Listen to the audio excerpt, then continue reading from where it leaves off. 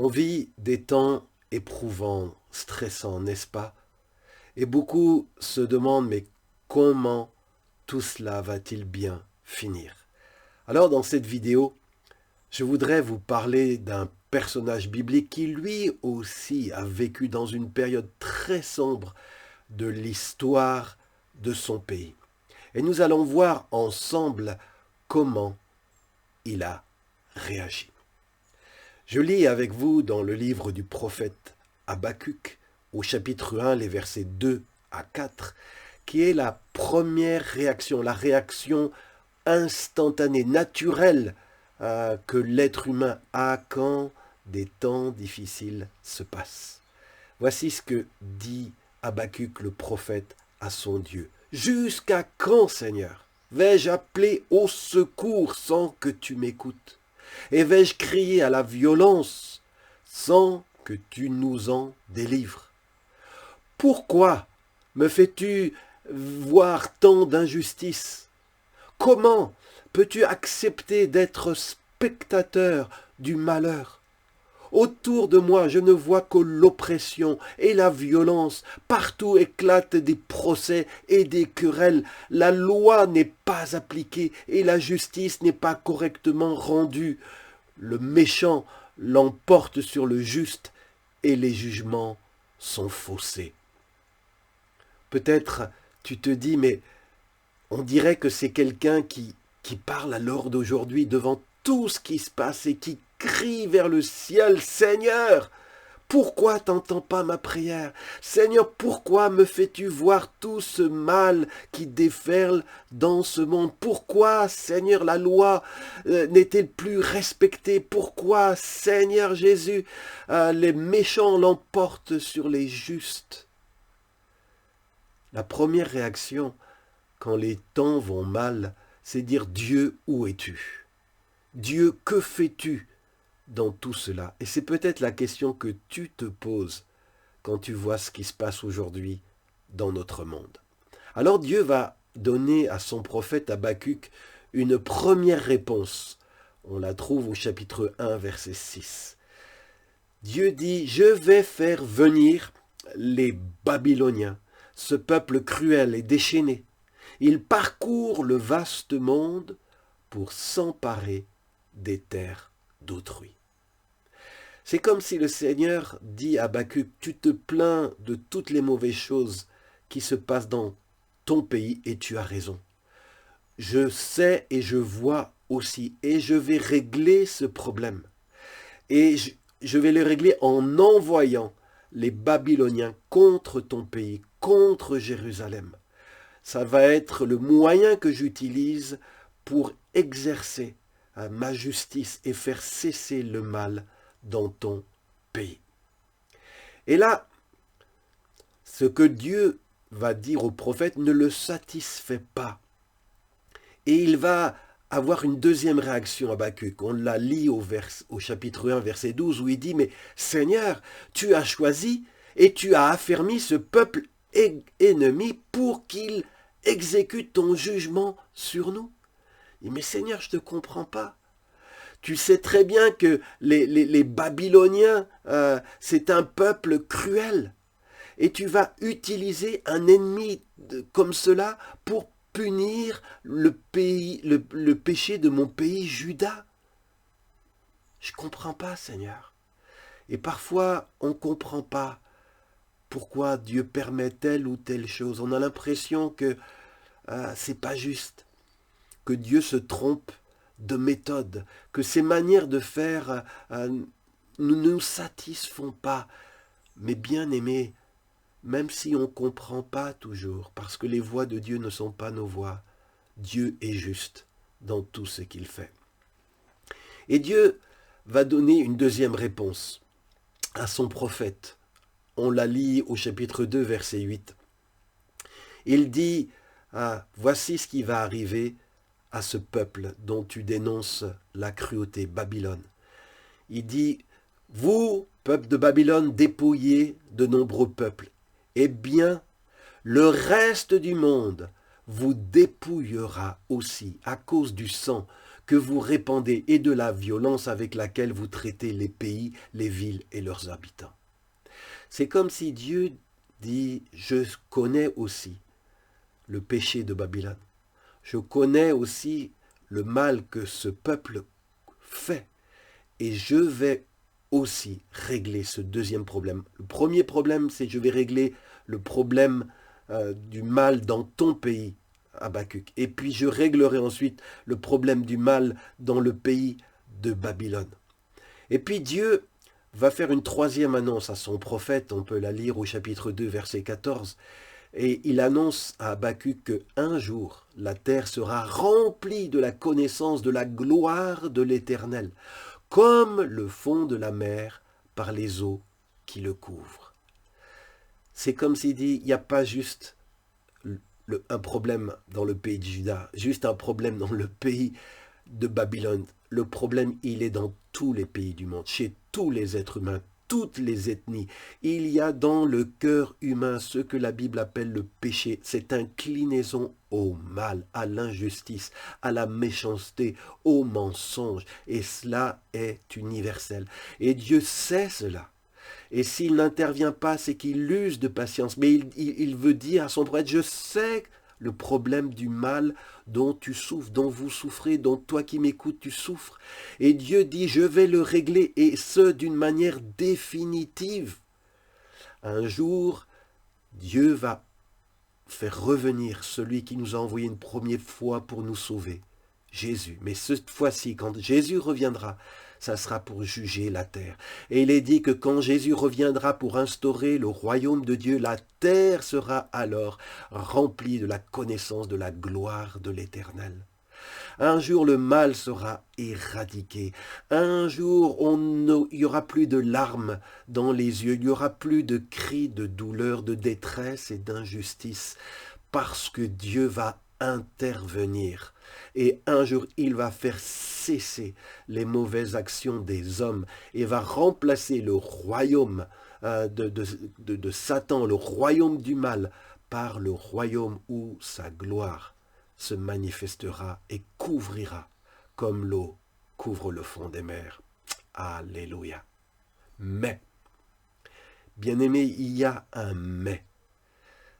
Habakkuk avait des questions à poser à Dieu parce que Dieu semblait ne pas prendre conscience de ce qui se tramait.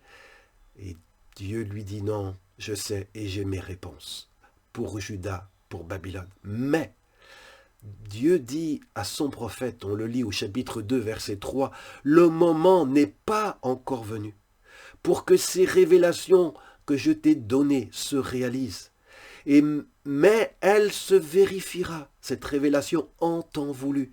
Attends-la, même si cela paraît long, ce que j'annonce arrivera à coup sûr et à son heure. » Ce que Dieu dit à Habakkuk, c'est « Je sais ce qui se passe dans le monde et je vais intervenir, mais ça ne sera pas pour tout de suite. » Et dans les trois choses que Dieu a annoncées à Habakkuk comme une réponse au problème de l'humanité, au mal présent dans l'humanité, eh bien, Habakkuk a reçu ces réponses, c'était en l'an 605 avant Jésus-Christ. C'est la date de ce dialogue entre le prophète et son Dieu. Et la première chose que Dieu a dite, c'est-à-dire qu'il allait punir le pays de Juda pour ses péchés, eh bien, ce qu'il a annoncé ne va se réaliser que 9 ans plus tard, après qu'il l'ait révélé à son prophète.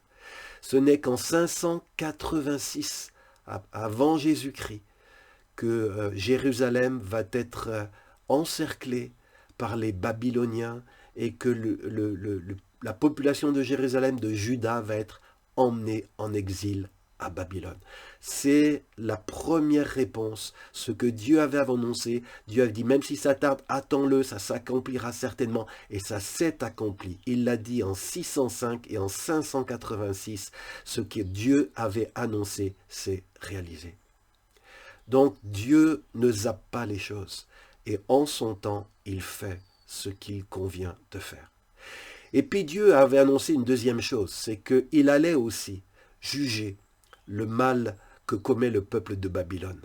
Et là, il faudra que le prophète attende, je ne sais pas s'il était encore vivant de ce moment-là, mais il va s'écouler 66 ans entre ce que Dieu avait annoncé à Habakkuk, à savoir que le peuple de Babylone lui-même serait jugé par Dieu.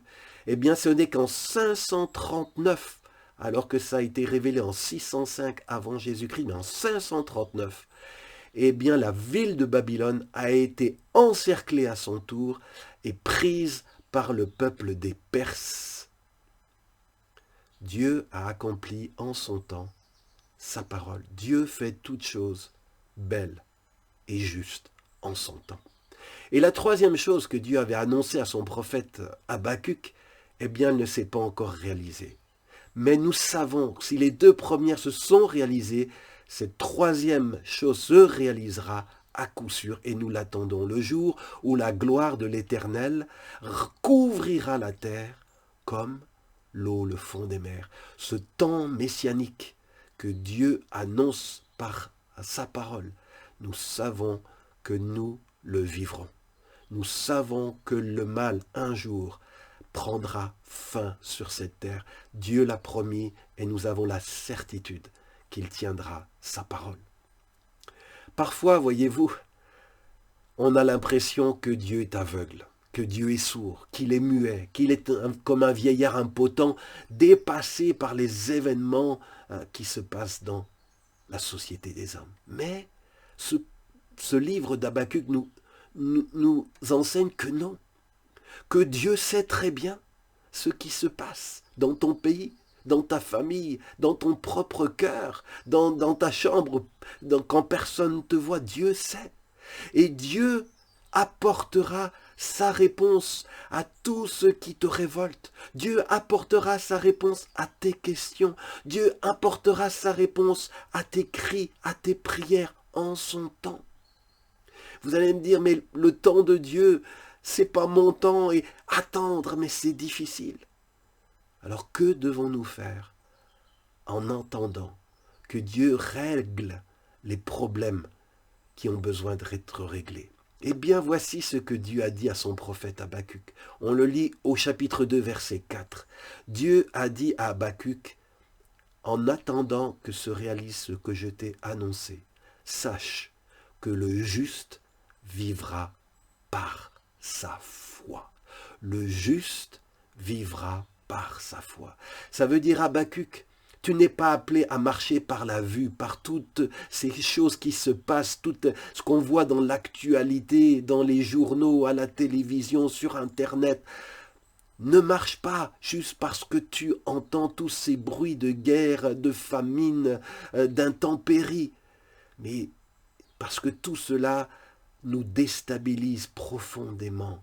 On ne doit pas être déstabilisé en tant que juste chrétien par les circonstances de notre monde, mais et par ce qui se passe dans notre pays, aussi grave que ce soit, aussi injuste que ce soit, aussi triste que ce soit. Le Seigneur dit qu'on ne vit pas par la vue, on ne marche pas par la vue, par nos émotions. Le juste vivra par sa foi. Amen. Si tu le crois, dis Amen. Le Seigneur t'appelle à marcher par la foi, c'est-à-dire par la confiance en Dieu. Dieu a dit que celui qui s'appuierait sur moi ne serait jamais confus. Dieu nous a donné des promesses. Il t'appelle, même si elles tardent à s'accomplir.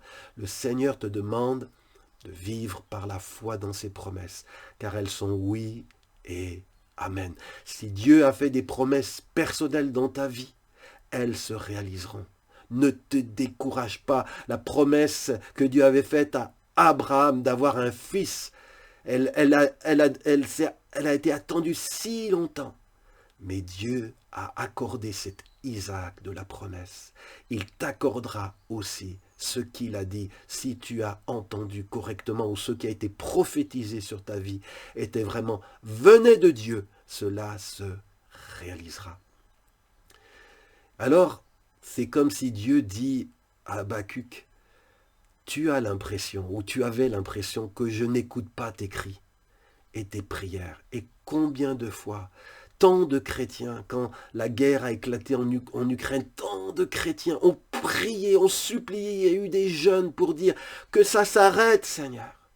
Et à l'heure où je vous parle, là, depuis la France, la guerre continue depuis des mois et des mois. Parfois, on peut avoir l'impression que, Seigneur, t'entends pas les cris de tes enfants. Je sais qu'au Burkina, avec la crise de l'insécurité. Je sais qu'il y a eu un jour national de prière. Les prières sont montées vers Dieu. Seigneur, fais cesser ces atrocités, ces violences, Seigneur. Et parfois, on a l'impression, quand les choses ne bougent pas, que Dieu est sourd. Ou que Dieu ferme les yeux devant le mal qui se commet. Mais Dieu nous dit au travers de ce livre d'Habacuc que je suis Dieu. Je ne ferme pas mes yeux sur ce que tu vois et qui te fait de la peine. Moi, le premier, dit Dieu, mon cœur est tellement attristé. Et si je tarde, c'est parce que j'aime les hommes et je veux leur donner encore une chance de réaliser le mal qu'ils font et de s'en repentir, afin qu'il ne soit trop tard et que mon jugement les atteigne. Je suis Dieu. Je suis en contrôle. Quel que soit ce qui se passe dans le monde, Dieu dit, fais-moi confiance. Cela ne m'échappe pas. J'aurai le mot final, parce que tout pouvoir m'appartienne. Oui, bien-aimé, même si c'est dur d'attendre sans rien voir venir, rappelons-nous que le juste vivra par sa foi.